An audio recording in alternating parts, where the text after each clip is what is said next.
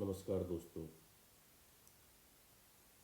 आज हम मध्य प्रदेश के इतिहास के संबंध में चर्चा करेंगे।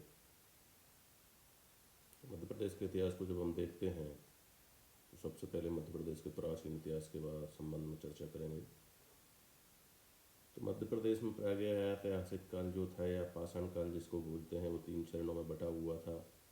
पुरापाषाण काल, मध्य पाषाण काल और नवपाषाण काल। पुरापाषाण काल के जो साक्ष्य मध्य प्रदेश में भीमबेटका, रायसेन और हथनौरा सीहोर से मिलते हैं। मध्य पाषाण काल के जो साक्ष्य हैं आदमगढ़ होशंगाबाद से मिलते हैं। और नवपाषाण काल जो है न्यूलिथिक पीरियड, इसके साक्ष्य हमें हटा, संग्रामपुर घाटी, दमोह, मामा भांजा, शैलाश्रय, पचमढ़ी से प्राप्त होते हैं।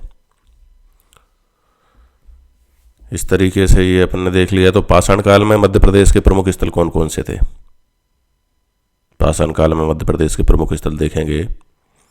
सबसे पहले आता भीमबेटका। तो भीमबेटका कहाँ स्थित है? रायसेन जिले के अब्दुल्लागंज के समीप स्थित है। 1957-58 में श्रीधर विष्णु बाकड़कर द्वारा इसकी खोज की गई थी। भीमबेटका से पुरापाषाण काल के शैलचित्र प्राप्त हुए हैं और भीमबेटका को 2003 में यूनेस्को की विश्व धरोहर सूची में शामिल किया गया है। फिर बात आती है आदमगढ़। आदमगढ़ होशंगाबाद जिले में स्थित है। मनोरंजन घोष द्वारा इसका खोज की गई और पशुपालन के प्रथम साक्ष्य आदमगढ़ से हमको मिले। आदमगढ़ को माइक्रोलिथिक फैक्ट्री कहा जाता है। हथनौरा कहाँ है? हथनौरा सीहोर जिला में 1982 में अरुण सोनकिया द्वारा इसकी खोज की गई। हथनौरा से मानव या होमो इरेक्टस की खोपड़ी और हाथी के जीवाश्म प्राप्त हुए। हथनौरा से प्राप्त प्राचीन मानव को नर्मदा मानव की संज्ञा दी जाती है। तो आदमगढ़ को खोज का श्रेय किसको दिया जाता है? मनोरंजन घोष को दिया जाता है, जिन्होंने वर्ष 1920 में इसकी खोज की थी। और 1907 में भारतीय पुरातत्व सर्वेक्षण ने आर.बी. जोशी एवं एम.डी. खरे के मार्गदर्शन में पुरातत्विक उत्खनन करवाया था। तो ये चीज़ हमने 3 चीज़ें देखी। भीमबेटका देखा, आदमगढ़ देखा, हथनौरा देखा।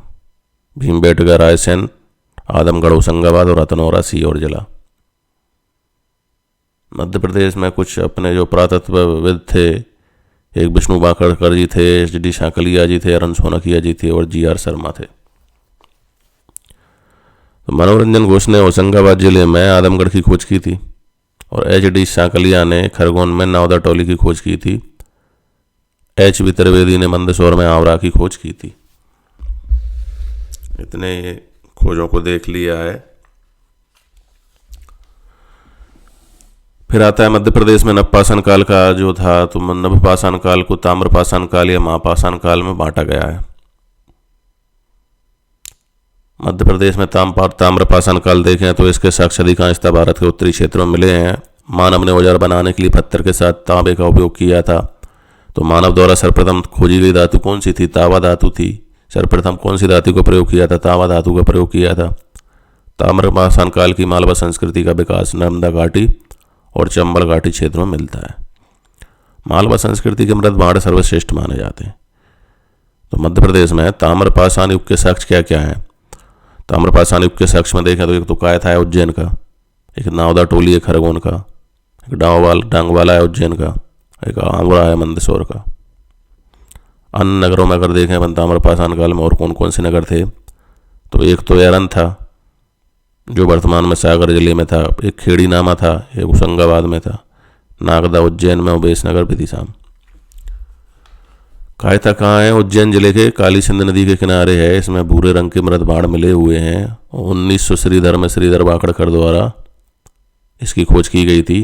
कायथा को पहली ताम्रकालीन नगर माना जाता है। दूसरा है नावदा टोली। नावदा टोली कहाँ पे? महेश्वर खरगोन में नर्मदा नदी के किनारे। यहाँ भी भूरे रंग के मृत भांड मिले हैं। भाई एक तो कायथा में भूरे रंग के मृत भांड, कायथा भूरे रंग के मृत भांड, दूसरे नावदा टोली में भूरे रंग के मृत भांड। तो नावदा टोली की खोज किसने की थी? तो 1952-53 में एच.डी. सांकलिया साहब थे और एस.बी. देव द्वारा। डांगवाला है उज्जैन में। यहाँ पे लाल काले मृत भांड एवं तांबे के औजार मिले हैं। भाई उज्जैन में 2 थे ना, एक कायथा उज्जैन, एक डांगवाला उज्जैन। दोनों की खोज किसने की? डांगवाला की खोज तो पता नहीं, लेकिन यहाँ पे लाल काले मृत भांड मिले हैं और वहाँ पे भूरे रंग के मृत भांड मिले थे। आवरा चंबल नदी के किनारे मंदसौर में रोमन व्यापार के साक्ष्य मिले हैं एच.बी. त्रिवेदी द्वारा। भाई त्रिवेदी कौन थे? जो रावण का रोल किया था वो भी त्रिवेदी थे, वो मंदसौर में उनका ससुराल था, ऐसे याद कर लेना। मध्य प्रदेश में फिर महापाषाण काल आ जाता है। नवपाषाण काल के बाद महापाषाण काल, दो नवपाषाण काल को ताम्रपाषाण काल और महापाषाण काल में डिवाइड किया था ना। महापाषाण काल आएगा। ताम्रपाषाण में तो आपने देख ही ली, एक कायथा था, एक न्यायदो टोली, एक डांगवाला और आवरा। कायथा काली सिंध नदी के किनारे उज्जैन, नावदा टोली नर्मदा नदी के किनारे महेश्वर, डांगवाला उज्जैन और आवरा मंदसौर। ये 4 हमने नगर देख लिए कहाँ पे? ताम्रपाषाण काल में। अब मध्य प्रदेश में महापाषाण काल आ चुका है। तो ताम्रपाषाण के अधिकतर सारे उत्तरी क्षेत्रों में मिलते हैं, तो महापाषाण के अधिकतर कहाँ पे मिलते हैं? दक्षिणी क्षेत्रों में मिले। मानव ने औजार बनाने के लिए पत्थर के साथ दूसर लोह का उपयोग किया है। मध्य प्रदेश में इसके साक्ष्य ग्वालियर में मिले, भिंड, मुरैना, रीवा से प्राप्त हुए। ये तो नवपाषाण काल का सिस्टम था। अब हम आद्य ऐतिहासिक काल में आ गए हैं। अभी अब प्रागैतिहासिक काल में चल रहे थे। आद्य ऐतिहासिक काल में क्या लिखित साक्ष्य मिलते हैं, लेकिन इन्हें पढ़ा नहीं जा सकता है। इसके अंतर्गत सिंधु सभ्यता व वैदिक सभ्यता का वर्णन मिलता है। तो मध्य प्रदेश में सिंधु घाटी सभ्यता के तो साक्ष्य नहीं मिलते हैं, लेकिन वैदिक सभ्यता के कुछ साक्ष्य मिले हैं। तो उनमें देखते हैं कि वैदिक में क्या था। मध्य प्रदेश में उत्तर वैदिक काल में एक जाति रहती थी निषाद, जिसको कि अनार्य जाति भी कहा जाता था। ये निवास करते थे। और वैदिक काल में इस दौरान इक्ष्वाकु वंश के एक राजा हुआ करते थे, बहुत बड़े, मुचुकुंद। उन्होंने क्या मानदाता नगर बसाया, जो कि आजकल अपन ओमकारेश्वर बोलते हैं। और वैदिक काल में ये है वंश के शासक महास्मत थे। है मीन्स यादव। उस वंश के संस्थापक महास्मत थे। उन्होंने महेश्वर की स्थापना की। और वैदिक काल में नर्मदा का नाम रेवा, चंबल का नाम चरमावती व कैन का नाम सुक्तामती मिलता है। शतपथ ब्राह्मण में नर्मदा नदी को रेवा कहा गया है। वंशी राजा अवंती के नाम पर अवंती वर्तमान उज्जैन नाम पड़ा। तो आपने क्या देखा? सिंधु घाटी सभ्यता देखी। सिंधु घाटी सभ्यता के साक्ष्य मिले नहीं। वैदिक सभ्यता देखी तो उसमें निषाद जाति देखी। इक्ष्वाकु वंश के राजा मुचुकुंद देखे, जो कि ओमकारेश्वर की स्थापना की। वैदिक काल में अहेरा वंश की स्थापना, अहेर राजा ने महास्मत की स्थापना की। और शतपथ ब्राह्मण में नर्मदा नदी को रेवा कहा गया, पर है वंशी राजा अवंती के नाम पे अवंती पड़ा। ये सारी चीज़ अपन ने वैदिक सभ्यता में देख ली। वैदिक के बाद पौराणिक काल भी तो आएगा। पौराणिक काल में रामायण काल आएगा, महाभारत काल आएगा। और रामायण काल में कहाँ पे क्या साक्ष्य मिले? रामायण काल में सीता हरण के साक्ष्य दंडकारण्य जंगल से मिलते हैं। तमसा नदी के किनारे वाल्मीकि आश्रम है, जहाँ अब उसका जन्म हुआ है। सबरी कौन थी? कोल जनजाति की महिला थी, जिन्होंने विंध्य क्षेत्र में भगवान राम को बेर खिला दिए। चित्रकूट में राम और भरत मिलाप स्थल, भरत मिलाप मंदिर स्थित है। चित्रकूट में हनुमान धारा भी है, सीता कुंड भी है, राम घाट स्थित है। तो मध्य प्रदेश में अभी सरकार क्या कर रही है? मध्य प्रदेश में राम वन गमन पथ अमरकंटक से चित्रकूट तक बनाया जा रहा है। उसमें आप देख लेना कौन कौन सी जगह से होके गुजरेगा। ये चीज़ वैसे कोई इंपॉर्टेंट नहीं है, अगर पढ़ना हो तो पढ़ लेना। अब बात आती है कि भैया मध्य प्रदेश में कोई जगह राम की पूजा की जाती है, तो रावण की भी पूजा की जाती होगी। तो रावण की पूजा कहाँ होती है? तो मध्य प्रदेश में 3 जगह रावण की पूजा होती है। एक भातखेड़ी गांव है राजगढ़ में, दूसरा रावण रुदी गांव है मंदसौर में, और तीसरा रावण गांव है विदिशा में। भातखेड़ी राजगढ़, रावण रुदी गांव मंदसौर और रावण गांव विदिशा। ये तो अपना रामायण काल हो गया। तो रामायण काल में 2-3 चीज़ थी। दंडकारण्य मैंने था, सबरी थी, कोल जनजाति की, ये सारी चीज़ें थी। नेक्स्ट आ रहा है महाभारत काल। तो मध्य प्रदेश के दर्शान यानी वर्तमान विदिशा, कारुस यानी बघेलखंड, वत्स यानी ग्वालियर, चेदी यानी छतरपुर के शासकों ने महाभारत युद्ध में पांडवों का साथ दिया था। एक महास्मत थी, अवंती थी, विदर्भ राज्य एवं निषाद जातियों ने कौरवों से युद्ध में भाग लिया था, कौरवों की ओर से। मध्य प्रदेश में शहडोल का सोहागपुर मध्य भारत काल का विराट नगर के नाम से जाना जाता है, जहाँ पांडवों ने अज्ञातवास का एक वर्ष बिताया था। कहाँ बिताया था? विराटनगर में। शहडोल है ना, जो शहडोल में सोहागपुर है, उसको विराटनगर कहा जाता था। यहीं पे पांडवों ने 1 वर्ष बिताया था अज्ञातवास का। पांडवों से संबंधित कुछ, पांडवों के वनवास से संबंधित मध्य प्रदेश में कुछ स्थल भी हैं, जैसे कि भीमबेटका रायसेन में, पांडव जलप्रपात पन्ना, पांडव गुफा पचमढ़ी, कुंतबार या कुंतलपुर मुरैना और विराटनगरी शहडोल। अब सिंधु घाटी सभ्यता काल में कुछ था नहीं। वैदिक सभ्यता आपने देख ही ली, फिर ये पौराणिक काल भी देख लिया। अब आ जाता है मध्य प्रदेश में महाजनपद काल।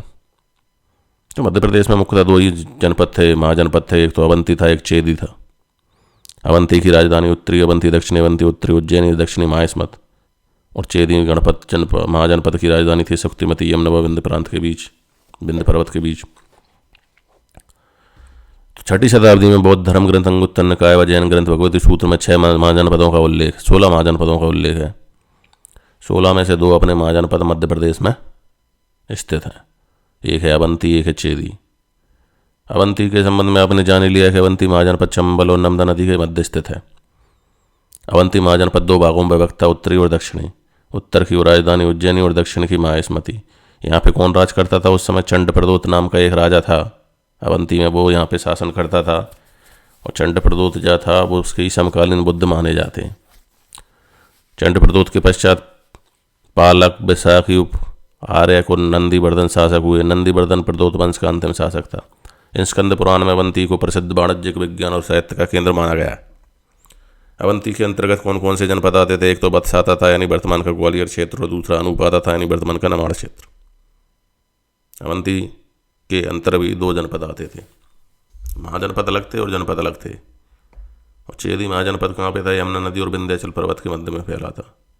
अवंती और चेदी महाजनपद के बीच बेत्रावती बेतवा नदी सीमा बनाती थी। वर्तमान का बुंदेलखंड क्षेत्र चेदी महाजनपद के अंतर्गत शामिल था और कैन नदी के किनारे चेदी महाजनपद की राजधानी शक्तिमती थी। चेदी के अंतर्गत भी फिर बहुत सारे जाते थे जनपद। दरसान जो वर्तमान का विदिशा है, तुंडीकर, दमोह, एरन, सागर। शिशुपाल महाभारत काल में चंदेरी का राजा हुआ करता था। एक पौराणिक कथा के अनुसार महाभारत काल में राजा शिशुपाल द्वारा चंदेरी की स्थापना की गई थी। उन्हें चेदी नरेश के नाम से भी जाना जाता था। और उनकी राजधानी कौन सी थी? बूढ़ी चंदेरी थी। ये तो हो गए महाजनपद काल। अब बात आती है मौर्य काल की। मौर्य काल में क्या था?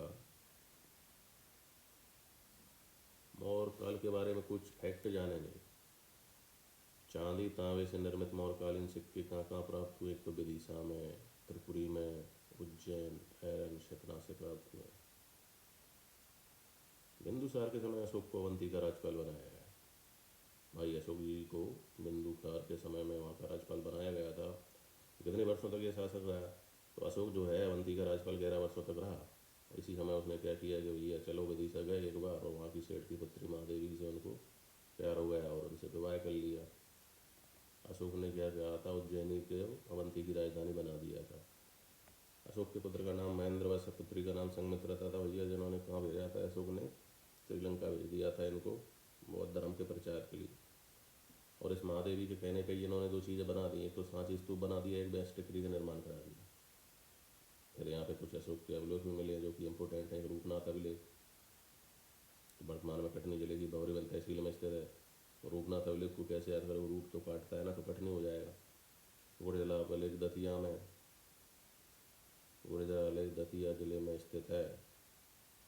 और अशोक के नाम का उल्लेख गुड़जिला अभिलेख में मिलता है। सांची अभिलेख रायसेन जिले में, कसरावत खरगोन जिले में, और कारी तलाई कटनी जिले में। काट काट के करी तलाई, इस तरीके से याद हो जाएगा आपको। करी तलाई कहाँ पे करी? कटनी में करी। हाल में सांची को मध्य प्रदेश की सोलर सिटी और ग्रीन सिटी का भी दर्जा दिया गया है। साथ ही सांची में मध्य प्रदेश का पहला रेल संग्रहालय बनाया गया। पहला रेल संग्रहालय कहाँ बनाया गया? सांची में। सांची स्तूप के संबंध में कुछ फैक्ट और देख लेंगे। सांची का स्थान रायसेन जिला है। निर्माण अशोक द्वारा किया गया था। स्तूप में तोरण का निर्माण पुष्पमित्र शुंग द्वारा करवाया गया था। खोजकर्ता जनरल टेरा 1818 है। और यूनेस्को विश्व धरोहर सूची में कब शामिल किया गया? 1989 में शामिल किया गया। मध्य प्रदेश का सबसे बड़ा स्तूप है। स्तूप में मुदगलायन व सारिपुत्र की अस्थियां रखी हुई हैं। स्तूप में अस्थि रखने का स्थान हर्मिका कहलाता है। भरूच का स्तूप सतना में स्थित है और इसकी खोज 1873 में अलेक्जेंडर कनिंघम ने की थी। भाई ये फैक्ट सीरीज है क्योंकि इसमें अपन को रिवीजन करना है और बहुत जल्दी से सारे फैक्ट को कवर करना है, इसलिए स्पीड को मत देखो, फैक्ट को देखो। तो भाई सांची स्तूप कहाँ है? रायसेन में। अशोक द्वारा निर्माण कराया था। पुष्पमित्र शुंग ने इसका तोरण बनवाया था और इसकी खोज कौन ने की थी? जनरल टेलर 1818 में। 1989 में इसको क्या यूनेस्को विश्व धरोहर में शामिल किया गया। मध्य प्रदेश का सबसे बड़ा स्तूप है ये तो जानते ही हैं अपन। और ये सारी पुत्र मुदगलायन की यहाँ पे अस्थियाँ रखी हैं, इसको भी पता है। स्तूप में अस्थि रखने का स्थान हर्मका कहलाता है, ये भी है। इसके अलावा और भी स्तूप थे भैया मौर्यकालीन। सांची स्तूप हो गया, भरत स्तूप हो गया, तुमैन का स्तूप हो गया, बैस टेकरी हो गया और देवर कोठार स्तूप हो गया। देवर कोठार का स्तूप हो गया भाई। भरत स्तूप कहाँ है? भरत स्तूप तो सतना जिले में है ना। इसकी खोज किसने की थी? इसकी अलेक्जेंडर कनिंघम ने स्वयं की थी इसकी 1873 में। तुमैन का स्तूप अशोकनगर में। बैस टेकरी का निर्माण उज्जैन में अशोक ने अपनी पत्नी महादेवी के कहने पर कराया था। भाई वो भी वैश्य थी तो वैश्य टेकरी का निर्माण करा दिया इन्होंने। देवर कोठर कहाँ पे भैया? रीवा में। सद्धारा सोना रीवा अंधेर का स्तूप रायसेन जिले में स्थित है। तो मौर्यकाल भी गया भाई। मौर्यकाल हो गया एमपी में। मध्य प्रदेश में आता है ब्राह्मण साम्राज्य 250 ईसा पूर्व से लेकर 1 ईस्वी ब्राह्मण पंडित। इसमें 2 साम्राज्य हैं, एक शुंग वंश एक सातवाहन वंश है। शुंग वंश के संस्थापक पुष्यमित्र शुंग थे जिनकी राजधानी थी विदिशा। उस समय बेलसानगर कहा जाता था। पुष्यमित्र शुंग ने अपने शासनकाल में एक तो उनके पुत्र थे अग्निमित्र को विदिशा का शासक बना दिया था। शुंग वंश की जानकारी कालिदास की पहली रचना मालविका अग्निमित्रम से मिलती है। मालविका अग्निमित्रम में अग्निमित्र व मालविका का वर्णन मिलता है। शुंग वंशकालीन मध्य प्रदेश का प्रमुख नगर कौन कौन से थे? तो सांची था, उज्जैन था, सतना। अब बात आती है कि पुष्यमित्र के अलावा और भी शासक रहे होंगे ना यहाँ पे, और भी थे। अग्निमित्र था, वसुमित्र था, भागमित्र था, भाग था, देवविधि था। पुष्यमित्र शुंग ने सेनानी दधी अच्छी की उपाधि धारण की थी। दधी अच्छी। राजा भाग और भागमित्र के समय ईमानु राजदूत हेलियोडोरस आया था भैया, और हेलियोडोरस ने विदिशा में गरुड़ स्तंभ का निर्माण करवाया। हेलियोडोरस ने विदिशा में गरुड़ स्तंभ का निर्माण करवाया, जिससे भगवत धर्म के साक्ष्य मिलते हैं। गरुड़ स्तंभ भगवान विष्णु को समर्पित है। देवभूति इस वंश का अंतिम शासक था। देवभूति इस वंश का अंतिम शासक था। तो पुष्यमित्र शुंग हो गए, यानी शुंग वंश गया हुआ था सातवाहन वंश। सातवाहन वंश की साक्ष्य क्या है? सातवाहन वंश के मध्य प्रदेश में इनके सिक्कों के साक्ष्य तरपुरी, देवास, उज्जैन और विदिशा से प्राप्त हुए। शासक कौन कौन थे? सिमुख थे, सातकर्णी पुत्र थे, पुलवामी पुत्र थे, गौतमी पुत्र थे, वशिष्ठी पुत्र थे। अधिकतम शासक माँ के नाम पे थे। सातवाहनों ने कहा क्या काम किया है? वही बात आती है इन्होंने किया क्या है। तो सबसे पहले जो ब्राह्मणों को भूदान दिया जाता है ना, सबसे पहले इन्होंने प्रारंभ किया था सातवाहनों ने। और गौतमी पुत्र सातकर्णी था, उन्होंने सीधे के सत्य चलवाए थे। कौन ने? सातकर्णी। गौतमी पुत्र सातकर्णी ने 7 शीशे के 7 सिक्के चलवाए। ऐसे याद रख लेना। तो शीशे भी कौन ने चलाए? सातकर्णी ने। उत्तर भारत व दक्षिण भारत के बीच शिशु का कार्य किया। ये बीच में फंस गए थे, जोड़ नहीं था इनको। अजंता व एलोरा गुफाओं के समूह में कुछ गुफाओं का भी इन्होंने निर्माण कराया।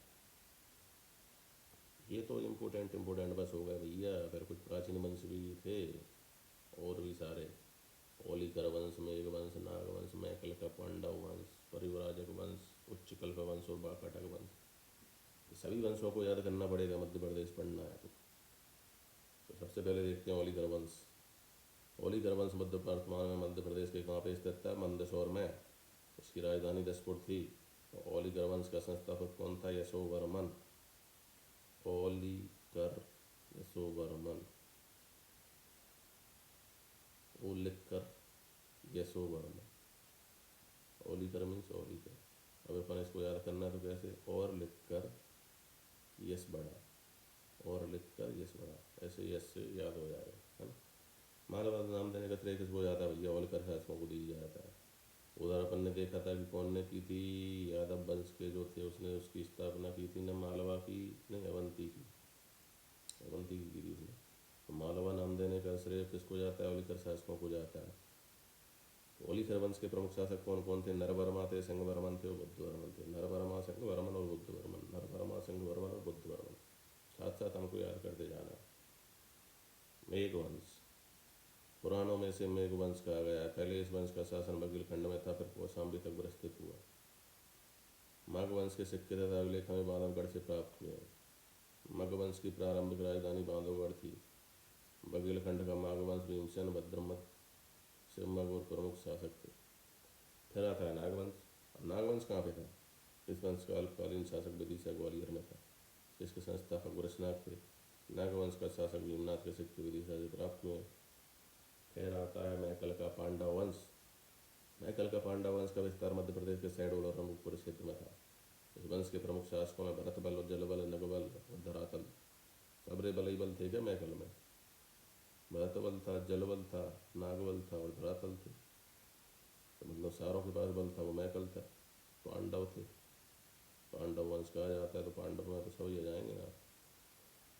फिर आता है प्रव्राजक बल, परिव्राजक वंश। बुंदेलखंड में पन्ना, पन्ना के प्रव्राजक, इस वंश का शासन था और प्रमुख शासकों में देवादय, प्रवंजन, हस्तिन और संक्षोभ। देवादय, प्रवंजन, हस्तिन और संक्षोभ थे। नेक्स्ट आता है उच्चकल्प वंश। भैया ये प्रवराजक राजवंश का पड़ोसी राज्य था। मध्य प्रदेश के सतना जिले के उच्चरे क्षेत्र में इनका शासन था। इस वंश के प्रमुख शासकों में ओग्रदेव, कुमारदेव, व्याघ्रदेव, जयनाथ और सर्वनाथ थे। ओगदेव, कुमारदेव, व्याघ्रदेव, जयनाथ और सर्वनाथ थे किसमें? उच्चकल्प वंश में। नेक्स्ट आता है बाकटक वंश। इसके शासन का विस्तार प्रदिशा और पश्चिम बुंदेलखंड में था और इसके संस्थापक कौन थे? बिंद शक्ति। फिर आता है सबसे इम्पोर्टेंट वंश, गर्दगुल वंश। गर्दगुल वंश का शासन उज्जैन के आसपास के क्षेत्रों में था और सबसे प्रतापी राजा कौन था? सक्षम प्रवर्तक विक्रमादित्य। अधिकांश इतिहासकार गुप्त वंश के चंद्रगुप्त द्वितीय को ही वास्तविक विक्रमादित्य मानते हैं। तो विक्रमादित्य के नवरत्न में कालिदास, महाकवि, धनवंतरी, चिकित्सक, अमर सिंह साहित्यकार, बेताल भट्टी सलाहकार, छपड़क न्यायविद, दर्शन शास्त्री, बरुचि व्याकरणाचार, गटकर पर कवि, बारामिर ज्योतिषी और शंकु वास्तुकार शामिल थे। फिर आता है कार्दमक वंश। इस वंश का शासक कहाँ था? उज्जैन के आसपास था इनका शासन। इसकी स्थापना यशोमती ने की थी। चेस्टन, रुद्रदमन, रुद्र सिंह तृतीय इसके प्रमुख शासक थे। यहाँ तक हमने हिस्ट्री देख ली है एमपी की। अब नेक्स्ट पार्ट अपन देखेंगे नेक्स्ट लेक्चर में, नेक्स्ट वीडियो में, मध्य प्रदेश का गुप्तकालीन से संबंधित। ओके।